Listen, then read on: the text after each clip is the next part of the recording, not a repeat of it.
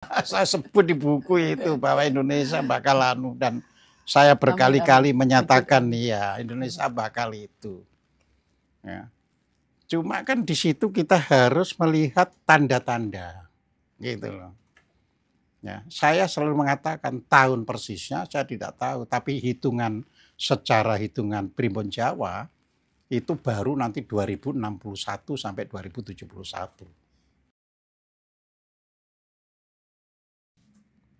Jadi orang menitis itu Ya. tidak hanya kepada bayi.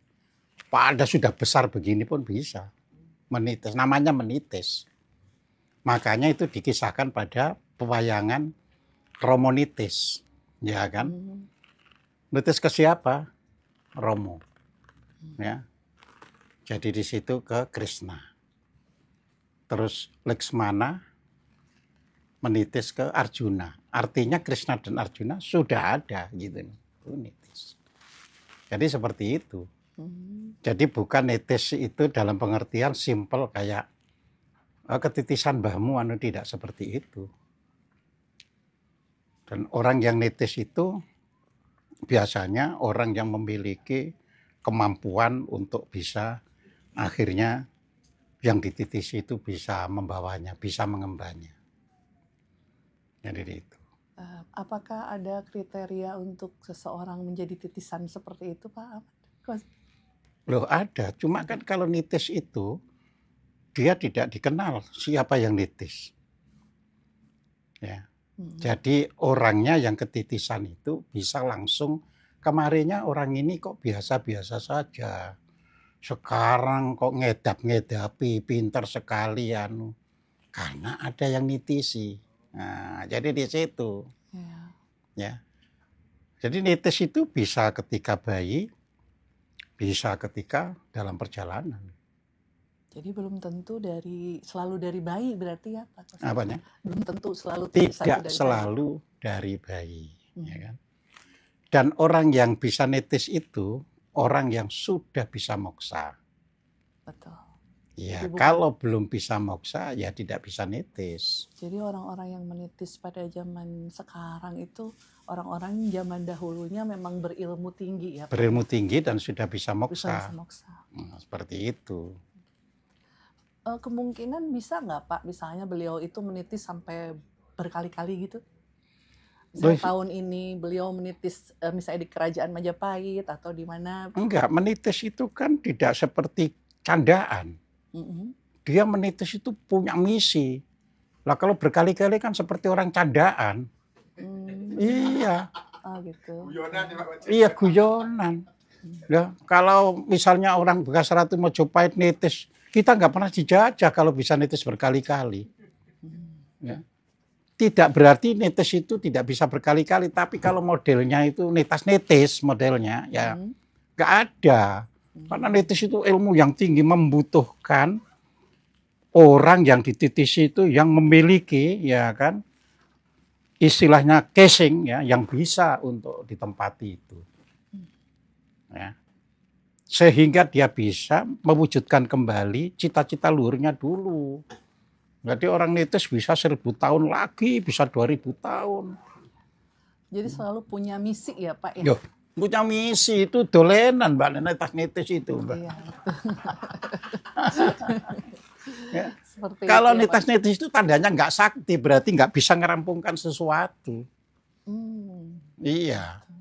Kalau orang bisa merampungkan sesuatu kan ada perlu waktu yang sehingga waktu itu ngalami degradasi. Ketika waktu sudah parah, maka dia datang. Makanya kalau di dalam Weda dikatakan, dan aku akan turun ketika bumi sudah dirusak. Nah, jadi ada proses. Ada proses. Seperti itu ya Pak. Iya.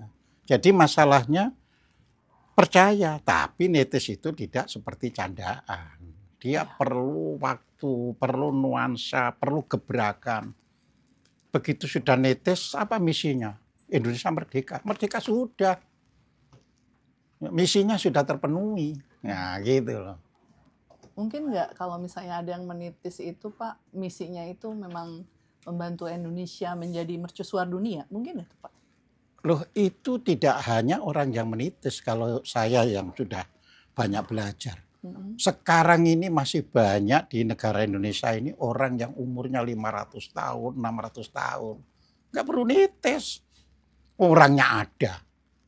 Ya, betul. Jadi orangnya itu ada. Iya. Kita yang sudah berpendidikan bisa mengecek apa benar dia umurnya 350 tahun. Bisa kita cek. Bagaimana Pak caranya? Loh. Tes DNA apa? Enggak, Oh. ngeceknya sederhana. Bapak sekolah tidak. Ya kan?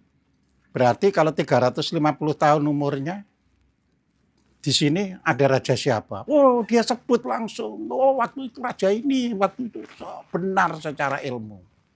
Jadi seperti itu, bukan DNA, bukan anu. Oh, Langsung. Saya 350 tahun hidup ini. Berarti kita susut. Kalau tahun 2000 dikurangi 350. Siapa saja yang dikenal itu? Kenal. Ya. Nah, kalau sudah kenal, ya sudah dia tahu. Ya kan? Pada waktu di Ponorogo, ya kan, saya ikut bertempur, ya. Pada waktu itu yang jadi panglimanya ini, yang jadi penasihatnya ini. Bisa cerita. Cuma kan orang-orang demikian nggak akan cerita ke sembarang orang, itu Iya, saja betul. masalahnya. Betul Pak. Menurut selama ini perjalanan saya percaya bahwa Eyang Prabu Siliwangi itu masih hidup Pak. Mungkin kemungkinan seperti itu ada kan Pak? Loh, ada. Iya. Jadi kalau hidup ya, itu saya sudah pernah ya sama namanya seseorang ya, saya tidak tahu beliau itu masih hidup atau sudah wafat karena ini pertemuan tahun 2000. Ya. Beliau bisa ngaset pembicaraannya waktu kencana. Bisa. Ini Pak, ini ada kaset kosong. Saya akan bicara dengan sana. Bapak nggak mendengar, tapi nanti dibuka. Ada dengan bahasa Sunda kunonya, bukan Sunda sekarang. Nah, seperti saya sudah pengalaman ketemu orang demikian. Ya. Jadi dia misalnya, aku bisa Pak ngomong sama orang ini bilang ya, aku bisa ngomong sama jiwa orang yang sudah meninggal. Itu bukan sistemnya ngomong-ngomong, sini ambilkan kaset baru yang kosong, Nanti saya ngomong-ngomong, nanti kita putar kasetnya. Nanti omong-omongan. Ada di situ ya Pak. Ada. Memang untuk masalah perjalanan spiritual orang itu kan beda-beda ya Pak ya. Oh iya beda. Mungkin ada yang lewat jalur ikut perguruan gitu kan. Iya. Atau mungkin ada yang sendiri gitu kan Pak. Oh iya bisa lewat ketitisan bisa dan sebagainya. Jadi seperti itu. Tapi menurut Bapak, apakah nanti Indonesia benar-benar bisa menjadi mercusuar dunia Pak? Loh, saya yang nulis bukunya ya. Saya sebut di buku itu bahwa Indonesia bakal anu, dan saya berkali-kali menyatakan ya Indonesia bakal itu. Ya. Cuma kan di situ kita harus melihat tanda-tanda, gitu loh. Ya, saya selalu mengatakan tahun persisnya saya tidak tahu, tapi secara hitungan Primbon Jawa itu baru nanti 2061 sampai 2071. Hitungannya, kan gitu kan.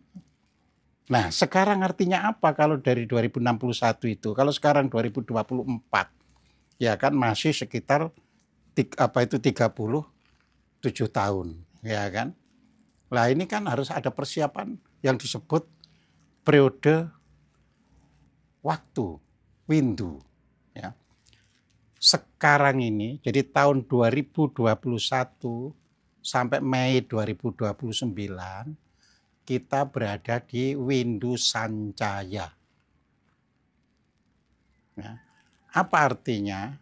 Windu ini harus diisi untuk rekonsiliasi semua pihak.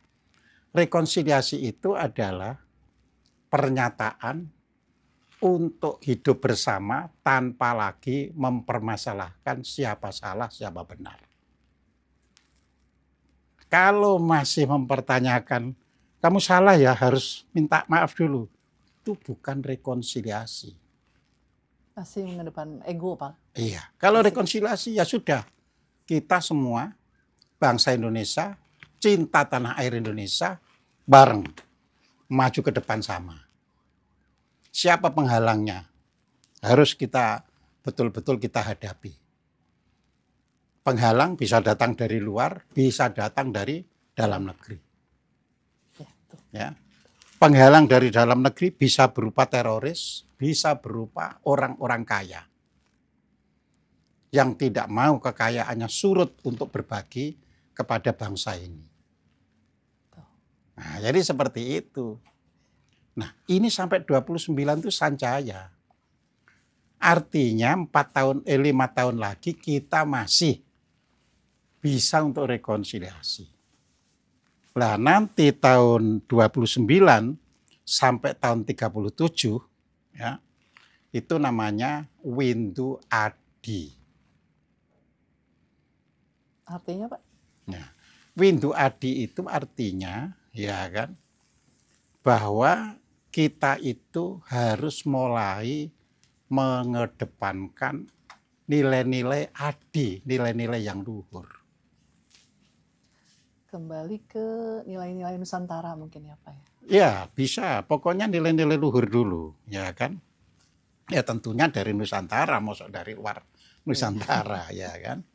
Kan kita itu sudah punya nilai-nilai luhur dari Sabang sampai Merauke itu.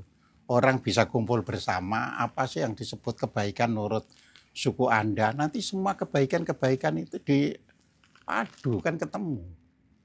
Jadi seperti itu. Ya. Nah, jadi Windu ini nggak boleh kesampingkan begitu saja. Karena Windu itu seperti musim.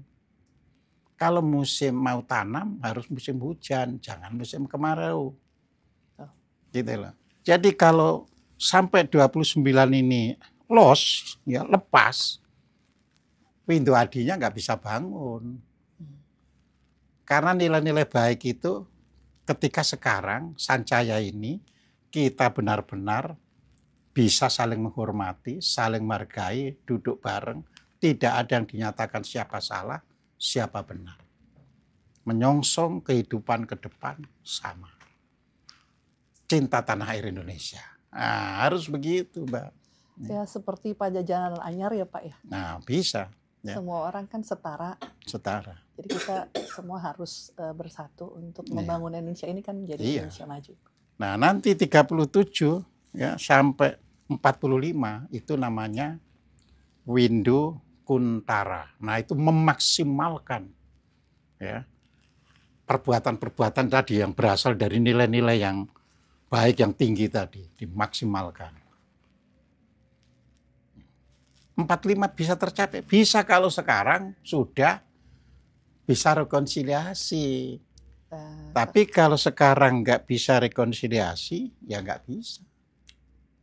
Kemarin kan Pak Prabowo kan menyatakan bahwa kita harus bekerja sama ya Pak ya. Ya mungkin ada kan Pak buat rekonsiliasi itu kan. Ya kalau saya tipe orang yang bukan mungkin, tapi kalau beliau ngomong begitu, kita wujudkan aja, gitu loh. Iya, kalau mungkin itu kan nanti nggak dijalan-jalankan. Ya kita wujudkan aja. Ini agak di luar konteks nih Pak. Iya, kalau ascension itu menurut Bapak gimana? Kita naik dari bumi 3D ke bumi 5D. Apakah itu terjadi nanti? Loh, kan gini kan, terjadi itu terjadi. Cuma kalau bawahnya itu masih, ini ya nggak terjadi. Gitu loh. Itu tadi saya katakan kan, kalau ini diisi sesuai dengan karakter windunya, ya jadi. Ya kan ini kan sampai 29, ya kan? Ini sancaya, artinya rekonsiliasi. 29 sampai dengan 37, ya, itu adi. Artinya memang pada waktu itu meningkatkan nilai-nilai yang baik. Terus memaksimalkannya nanti 37, 45. Tapi Windu itu juga datang namanya Windu Sangara. 45 hingga 53. artinya banyak bencana. Jadi kalau misalnya adinya pun nggak bisa digarap, kuntarannya juga nggak maksimum, ya bencananya yang ada. Jadi seperti itu. Ya. Jadi apa yang harus kami lakukan sebagai orang-orang biasa, Pak, untuk mewujudkan, membantu Iya, hal kalau seperti sekarang ini? kan sancaya. Ya. Sancaya, kita ajak semua rukun.